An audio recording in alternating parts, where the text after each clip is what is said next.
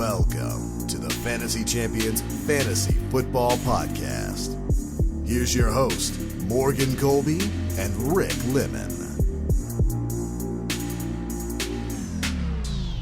What's going on, Fantasy Champs? My name's Morgan Colby. I got Rick Lemon with me as always. Poppin' Rick. What's up? A Thursday night preview on this show. Last show ended like a train wreck if you were listening. My freaking watch decided to talk. As the show ends. I'm like, what are you doing, watch? Like, why are you listening to me? Okay. So yeah, hopefully that doesn't happen again. But we got Thursday night preview in case you didn't hear at the end of the show. We're gonna break down the Thursday night matchup between the Buccaneers and the Buffalo Bills. So it should be, hopefully it's an interesting game. I would imagine that the Bills are going to be pissed off. They're going to come out and it's going to be 42-10. But there's always a chance that Baker just cooks. He's Mr. Thursday night, don't you know? Oh, is he? Is that the thing? The last year when he had like that random, it's so weird that he played for the Rams for like 3 weeks. Yeah, he but that random game that he like flew on the plane the night before. Yeah. And McVay had him like going through the playbook on the plane, and then he took the Rams down the field to win the game on the final drive, and he had like that clutch play, that clutch final drive. That was a Thursday night game. Dang. So he's Mr. Thursday night. That's what Al Michaels called him. Thursday night. I like it. So we'll see what happens on this Thursday night game. Rick and I will make predictions at the end of the show. Go through our records so far this season as we enter the halfway point. Almost, pretty much. We're getting there.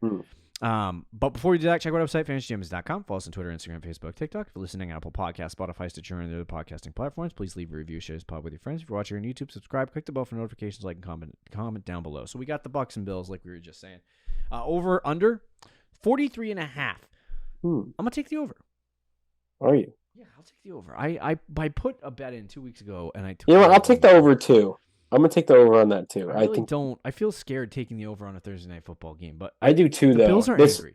They might score 42. The Buccaneers have a pretty good defense, though. Okay, all right. Yeah, well, you're right. You're right about that. The Bucs do have a good defense, but the Bills' defense is also very injured right now. If I had to choose a game that I would like to get wrong if I made the prediction. Yeah, it would be this one because I really want the Bucs to win. That would be funny to put the Bills at 4-4. So everyone's going to start yelling at each other. Yeah, it'll collapse very quickly. And then you could get Diggs, trade him to the Pats. They would trade Stefan Diggs. And like, every time I see that online by Pats fans, I'm like, you guys are drunken sailors, dude. You trade that type of receiver in the division? No thanks. I also don't. Mac Jones in his fragile state, if you keep him as quarterback. Oh my gosh, Diggs yells at him once because he misses one throw. Bill Diggs yelled at me. Diggs, you gotta sit on the bench, buddy. Yeah, that's how it would go. That's really how it would go. So anyway, yeah, 43.5 point over under. There will be some points scored in this game. I do think it'll be over that, but regardless of that, it still seems like there's going to be some points to be scored. So hopefully there's some fantasy assets that we can look at and get some production out of. So let's start with the Tampa Bay Buccaneers because the Bills are at home. They are. So we'll start with quarterback Baker Mayfield. Baker Mayfield. So he's been an interesting little player on the season. And there's been games where Baker's been good, very good, and then there's just been games where he hasn't. And I would say first 2 weeks of the season, he had like over 400, 500 yards and 3 touchdowns, and he was cooking. And since then, he has 4 picks and 5 touchdowns. So, yeah. Things came back down to earth for him. Fantasy football-wise, he had 18, 19, 12, 26, 7, and 18. He's going up against Buffalo. To me, fantasy football-wise, I don't anticipate Baker cooking against the Bills' defense, even though they do have some guys out. It is a Thursday night football game. We've hit the middle of the season. So to me, I wouldn't start him in fantasy football. I wouldn't start him. But there is also, like Rick said, the situation where Baker might come out and have a really good game and shock us all. So, but I'm not going to take the risk on that. I'd rather go in another direction at the quarterback position if you're streaming than go with a guy that's on Thursday Night Football against the Bills. Yeah, I agree. I'm not starting Baker either. I do think he could have a better week than at least some people maybe think. Yeah. Because it is, Mr. Thursday Night, but it's also, and more realistically, that Bills defense really is not as good as I think statistically says they are. Like on Sleeper, they're a red matchup. But with the injuries that they have, I mean, the Patriots offense looked really good against the Bills. Yeah. Patriots offense has not looked good all season. So That's true. I don't think the Bills defense is great right now or even rest of season. So I think Baker could have an okay week, but it's not good enough to the point where I'm starting him. Yeah, fair enough. Okay, let's. There was actually some breaking news that we just got. Falcons are being investigated, and the league is questioning why Atlanta did not play Bijan Robinson, despite not being on the injury report. Is that real? That is a real report. Why? So even the NFL is like, Arthur Smith, they can investigate. You dope! But hold on. I don't want to make this like a huge thing, but last year, did we not get this happen with like other players? Like T. Higgins, I remember exactly that T. Higgins was questionable all week, and then he was active, and then they didn't play him.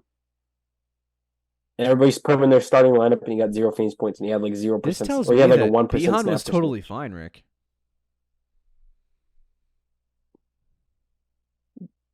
That's so. I don't know. I don't know how to react to that. That's so crazy. Isn't that Is that real? This can't be real. It's real. You're definitely BSing me right now. not, There's bro. no way that's real. It literally came from Bleacher That sounds Report. like something of fantasy football. Adam Schefter reported this. Hold on. I gotta. This is a Shefty report. It's on Bleacher Oh Report. wow! The NFL is now asking injury report and questions to the Atlanta Falcons when they knew rookie running back wasn't physically well and why it was not reported. So it's because he wasn't on the injury report. But what if he was sick? What if he woke up that morning and was like puking? Then you inactivate him. You don't make him active and then freaking not play him the whole game. Yeah, you can. No, this is against the rules. You know how many teams do that? Activate a guy and then not play him? Yeah, but if you're totally healthy, that's one Tyquan Thornton. You can not play a guy if he's totally healthy, but if they had a sickness and then he couldn't play in the game because of that, and then you didn't report it, that technically is considered an injury. And I think it's just the fact that they didn't report it. It's not the fact that they didn't play it. Yeah. Well, whatever. Either way, let's get back to the Bucs. Rashad White, Keyshawn Vaughn, Sean Tucker, Chase Edmonds, punt them all directly into the sun against that front seven of the Bills. Yeah. I'm good. Well, Rashad White maybe could be a flex. No. Well, it's not for anything he does on the ground. The dude averages 3 yards a carry. He sucks. But he gets targets and he gets catches out of the backfield. Yeah, you can to me, punt them all into the sun. Okay, fair enough. I'm not going to argue against it. We have 2 wide receivers on this team that are interesting. Mike Evans, Chris Godwin. Mike Evans has been really, really good this year. We were dead wrong on Mike Evans in the offseason. So good job, Mike, for proving us to be stupid. Chris Godwin, on the other hand, the other guy that we really liked instead, has not really been great. So what are you doing with Chris and what are you doing with Mike? It's interesting because I thought Godwin would be a better fit with Baker because of like the short yardage, like he'll be the security blanket sort of thing. Yeah. That's the opposite because Baker's a gunslinger. He just chucks it to Mike Evans. Right. And even though it doesn't always work, when it does, it's a huge play and could be a touchdown. So Mike Evans is a start. I think he's a start every single week at this point in the season. He's the guy that you really want. He's at this point, he's a wide receiver too. He's been that good this season. Yeah. Godwin, on the other hand, is more of a flex. And I would still start Godwin at my flex, but I'm not like... Okay.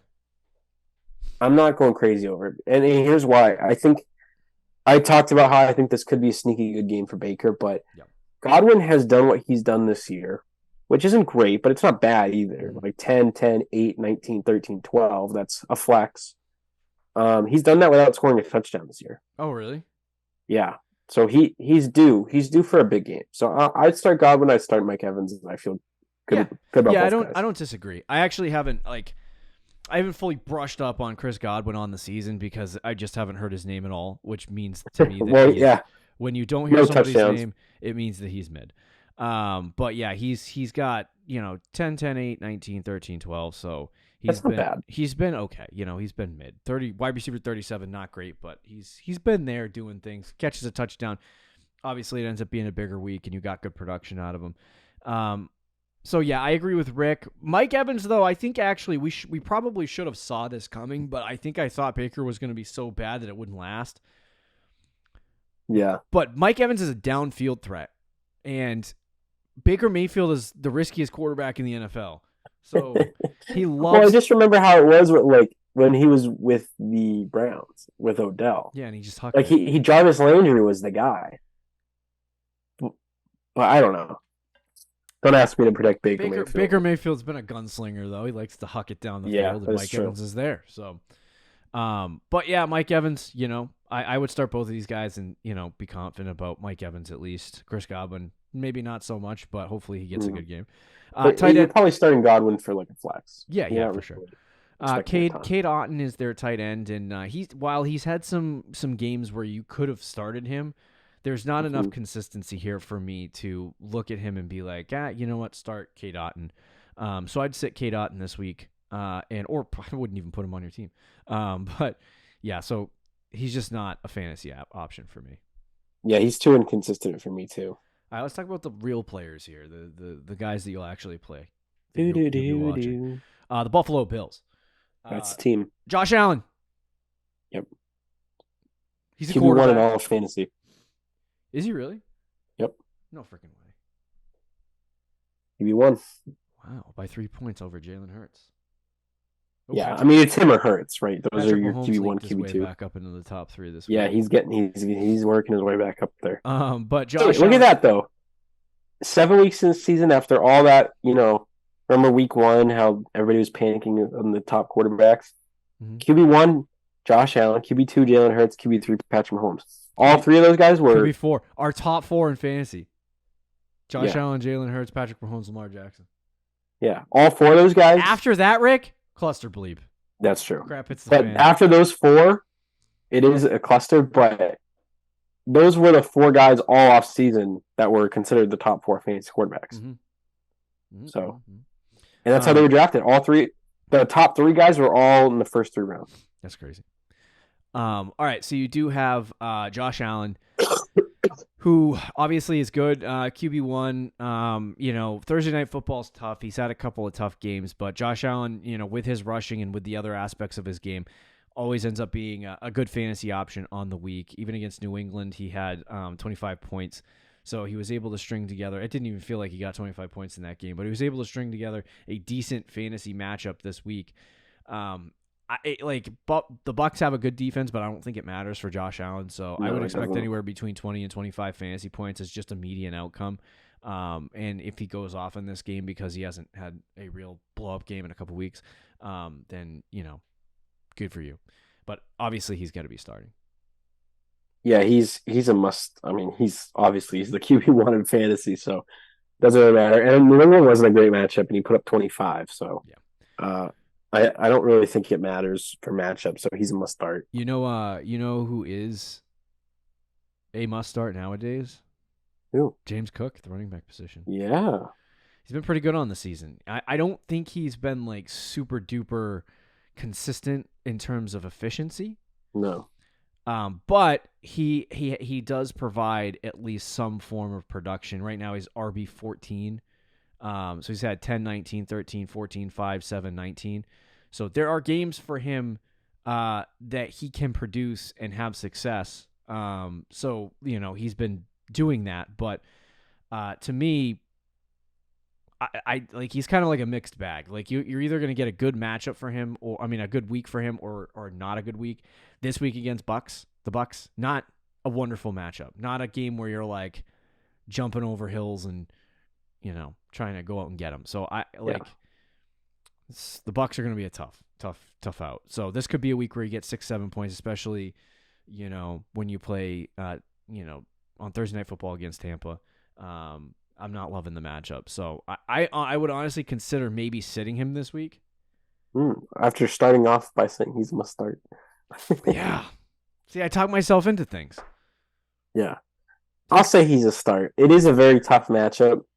But he had a tough matchup this week, and he's kind of similar to Rachaad White, where it's like, even if they're not doing anything on the ground, they could still have a decent fantasy game because of their receiving.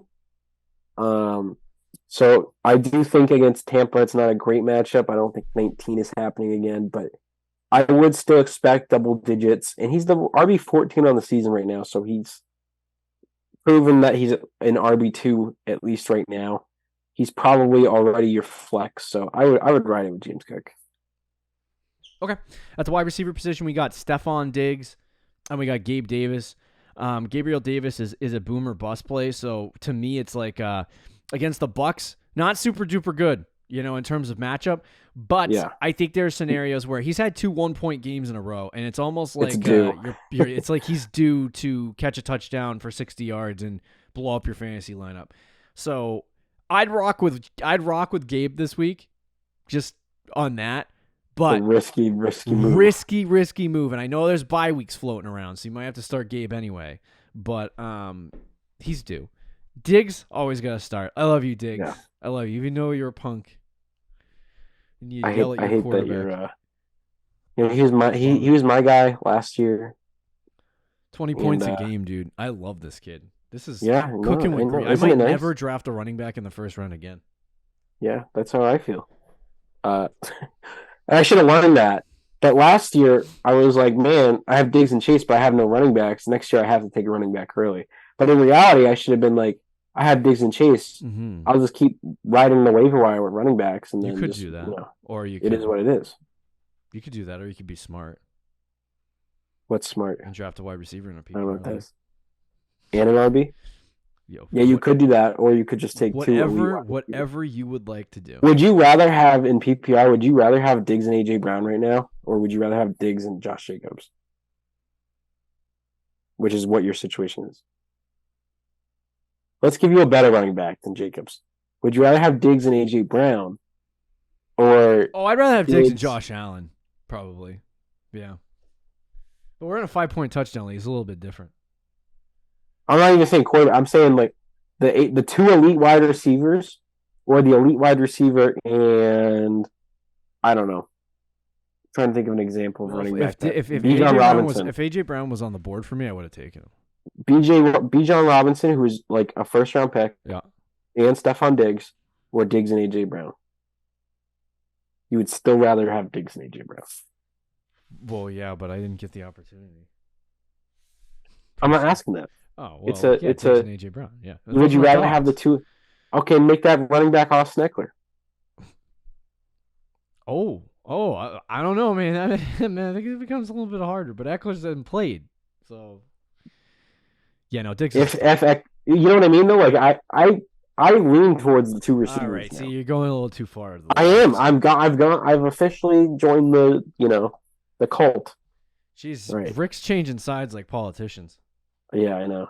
To Gabe Davis, though, I started him this week because I had 1 point, baby. And he got 1 point, so I think I'm going to pass on Gabe Davis. But okay, that's fine. That's the game you play when you have him on your fantasy team for sure. All right, tight end. Like Rick said, Dawson Knox seemed to get an injury on Sunday that might keep him out for a little while. And he's at least, like, best case scenario is probably going to miss at least this week, which means it's still good for Kincaid. Mr. Kincaid comes in, rookie. He's actually been getting an okay production, 6-7 fantasy points. Not really getting a lot of red zone touches, and it's obvious that Dawson Knox is the clear guy here. But without him in the lineup, I do like Kincaid. And I don't mind him if you're looking for a tight end to play, pick him up, start him this week. That's fine. Because I've just been searching for a tight end randomly for weeks. So Yeah, I would say he's a top 12, maybe even top 10 tight end with Knox out this week. So he's a good play. Okay. All right. There are your teams. Bills, Bucs. Should be interesting. Like I said, 43.5 point over under. I would take the over on that. Rick, who you got in the game? I have to go with the Bills. I'm going to take the Bills as well. So we're just going to keep rolling here. At some point, we'll split, and you'll get one wrong because I got to do this at some point this year. Yeah, I have to. I don't know, man. I'm not going to say anything because I'm not going to jinx it, but you want to pick the Bucs badly. I definitely don't. This is not. I'm like you. I don't have a rage in my soul for the Bills. I do. Well, that's because you love Stefan Diggs more than your first child. No, I like Josh Allen too. That's the problem. I think Josh Allen's a flopping baby is what I think he is. He does flop a lot. I've never seen a quarterback flop as much. You can't call Josh Allen a baby when Mac Jones. You know what? I find it funny because I was watching the game on Sunday and it's like the amount of times that he flops on, like you don't run out of the pocket and truck linebackers. I think it's funny when he flops. I don't think it's like it doesn't get under my skin. I think it's just funny. Did you think it was funny when Marcus Smart flopped with the Celtics? Because I didn't. I found that annoying. Well, no, because that was a whole different world. But the thing is, like, have some passion for your division, Rick. I know. You see, you hate the teams in the Patriots division. I do. I actually don't dislike. I started to like the Dolphins a little bit. I used to hate the Patriots. Were so good for so long that there was no rivalries. Like the division teams, I felt bad for them for years. I felt bad for the Bills. I felt bad for the Dolphins, bad for the Jets. So now there's no hatred towards those teams for me. It's not like the Red Sox and Yankees had rivalry. The Yankees would I hate the Yankees. I hate the Montreal Canadiens. Gosh, I hate the Canadiens. There's NBA teams I don't like the Heat at all. I hate the Miami Heat. But there's in the NFL, the Bills were so bad, the Dolphins were there was no threat. So because of that, the Jets had a little run in there. They've always been they did that. Well, that's why of those three teams, I know I like the Jets players because, of course, but I like them before they went on the Jets. Like I liked them in college, but as just teams itself, the Jets probably of those three would be the one where it's like. I'm sure Josh Allen is a nicer human being than Brittany Mahomes. If I had to rank them too, I dislike the Dolphins more than I do. Like the Bills are last on the list. The moment they win a Super Bowl, though, then it's gonna flip. That makes zero sense to me, but okay, because the Dolphins never won a Super Bowl. It's a simple it's a psychological thing. I don't ever see the Bills as they're like a cute little brother, and they're doing good now, so it's good for them, No, it's because you have a fondness. It's really not. I just don't you have a straight fondness for jumping on through tables. Well, yeah, and they're fun. They have fun. I'll say that. There is your Thursday Night Football preview. Hopefully you enjoyed the episode. We got starts and sits coming up. Be sure to check that out. See you later, guys. See ya. Thank you for listening to the Fantasy Champions Podcast. Make sure you subscribe on iTunes and YouTube and follow us on Twitter @TheFFChamps.